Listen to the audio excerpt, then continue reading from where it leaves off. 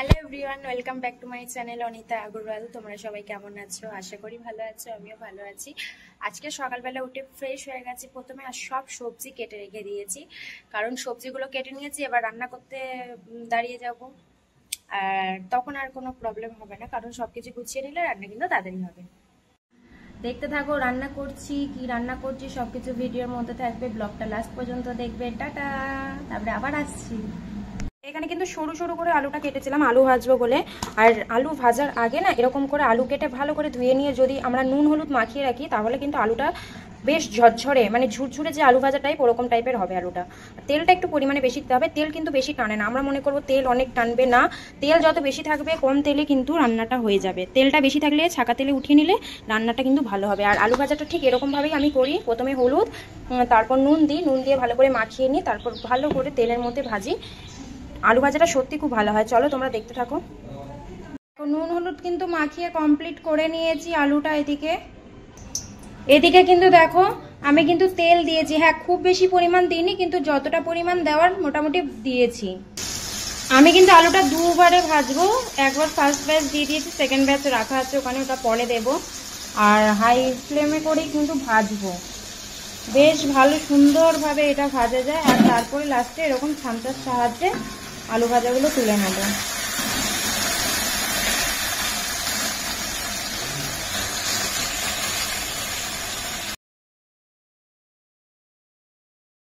বলেছিলাম না আমি, দেখুন কতটা তেল দিয়েছিলাম, যতটা কিন্তু তেল দিয়েছিলাম জাস্ট লাইট একটু কমেছে, না কমার মতো অতটাই কিন্তু তেল আছে। এখন সেকেন্ড ব্যাচে আলুটা ভাজবো।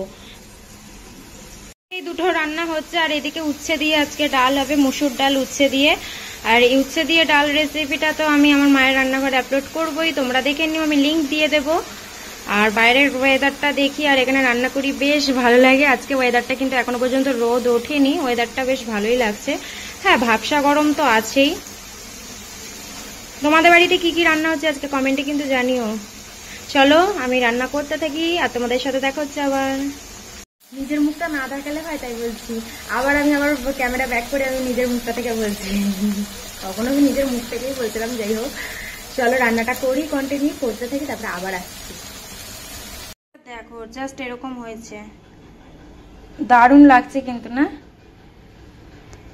কিন্তু সবকিছু রান্না কমপ্লিট। আমি এদিকে ডাল আর ভাজা আর পাঁপড় ভাজা প্যাকিং করে নিয়েছি। এখানে মাছের ঝোলটা প্যাকিং করব, পটল আলুর তরকারি প্যাকিং করব বাকি আছে। জাস্ট মুখের অবস্থাটা দেখো কি হয়েছে, পুরো ঘেমেছে। আর মানে একটা ভাবসা গরম যে নয়, সেই গরম। সব কাজ আমাকে করতে হচ্ছে, কারণ ভাই রেশন তুলতে চলে গেছে। কোনো কথা ছিল না রেশন তোলার, বাট রেশন তুলতে চলে গেছে, আমাকে সবকিছু করতে হচ্ছে। চলো করে নি, তারপর দেখা যাচ্ছে। আবার সবকিছু কমপ্লিট করে দেখলাম যে ভাই চলে এসেছে। যখন প্যাকিং কমপ্লিট হয়ে গেছে তখন ভাই এসেছে। বললাম ঠিক আছে, তুই যখন এসেছিস তুই ওদিকে চলে যা, আমি জাস্ট একটা পার্সেল নিয়েছি একটা বাড়ির, আর এখন যাচ্ছি। রোদ কিন্তু আছে, ভালোই গরম আছে।